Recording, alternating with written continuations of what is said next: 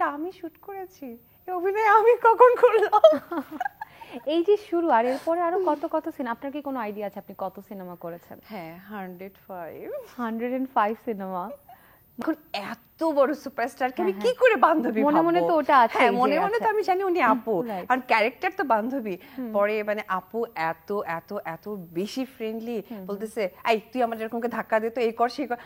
আমার আর আসছে না, আমার বুক আচ্ছা। মানে ধরপড় ধরপড় করছে। আরো ছোট মানুষ যাকে দেখে আমরা বড় হয়েছি, যাকে আসলে। মানে আমি আসলে স্পিচলেস ছিলাম। সকালেই আধো আধো কণ্ঠে আমাকে একজন সেলিব্রেট করেছেন, হ্যাপি বার্থডে মম।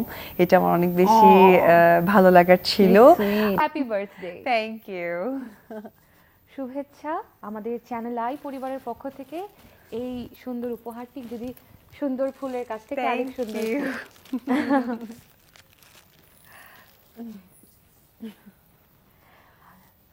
জানতে ইচ্ছে করছে, প্রথমেই জন্মদিনটা, সুপারস্টারের জন্মদিন সুপারভাবে সেলিব্রেটেড হয় নিশ্চয়ই সবসময়। প্রথম প্রহরটা জানতে চাইবো, 12টার পর কি হয়েছে?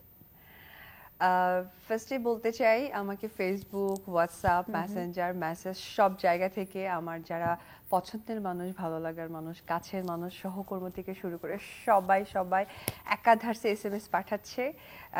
আজকে তারকা কথনের মাধ্যমে তাদেরকে আমি অসংখ্য ধন্যবাদ জানাই। আসলে সবাইকে এক এক করে হয়তো রিপ্লাই দেওয়াটা আমার সম্ভব হয়ে উঠছে না। হিউজ ফলো, পুরো বাংলাদেশ থেকে যখন ভালোবাসা আছে, আপনার এক বাক্যে আজকে তারকা কথনের পর্দায় বলে দেন যে আমার সব দর্শকের জন্য হ্যাঁ, সকল ভালোবাসা। পছন্দের ভালো মানুষ, ভাই বোনেরা, কাছের পাশের দূরের ভক্ত শ্রোতা যারা আছেন তাদের সকলকে অনেক অনেক ধন্যবাদ।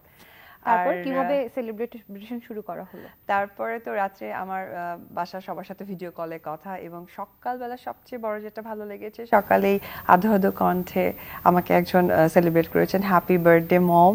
এটা আমার অনেক বেশি ভালো লাগার ছিল। 250-টিরও বেশি ডিজাইন অপশন নিয়ে ওয়ালটন স্মার্ট ফ্রিজ, বোঝে আপনার প্রয়োজন। আর খুব মিস করেছি সব সময় সকালে উঠেই আমি যেটা পেতাম বার্থডেতে, মা মানে পায়েস নিয়ে আসতো, এক চামচ আমাকে দিত, আমি তাকে প্রণাম করতাম, যেটা গত এবছর এবং গত বছর থেকে এটা মিস করছি। অসাধারণ। এইটা যদি প্রথম ছবি হয়, আর সুপারস্টার তখন শাবনূর, হ্যাঁ। তার পাশে প্রথম সিনেমা অভিজ্ঞতা। আমার আমার আমার খুব ভয় লেগেছিল, আপুরে যে কপালে একটা ধাক্কা দেওয়া আছে না, এটা আমাকে আমজাদ এসে বলছে যে বান্ধবীর মতো। এখন এত বড় সুপারস্টারকে আমি কি করে বান্ধবী মনে ভাববো? মনে তো ওটা আছে, হ্যাঁ মনে মনে তো আমি জানি উনি আপু, রাইট। আর ক্যারেক্টার তো বান্ধবী। পরে মানে আপু এত এত এত বেশি ফ্রেন্ডলি, বলতেছে এই তুই আমার এরকমকে ধাক্কা দে তো, এই কর সেই কর।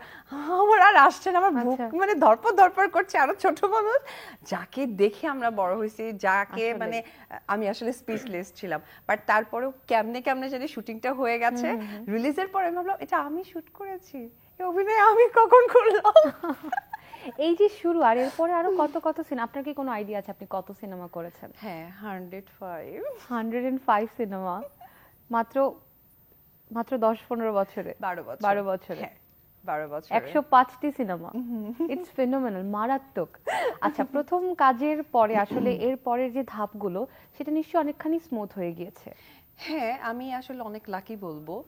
অনেক সময় আমরা অনেক হয়তোবা কথা ওইভাবে দূর থেকে শুনতে পাই যে মিডিয়াতে অনেক কষ্ট কাজ করাটা। আমার কাছে মনে হয় যে প্রত্যেকটা কাজে পরিশ্রম থাকে, যদি মেধা বা প্রতিভা থাকে তাহলে অবশ্যই সেই জায়গায় যেতে পারে।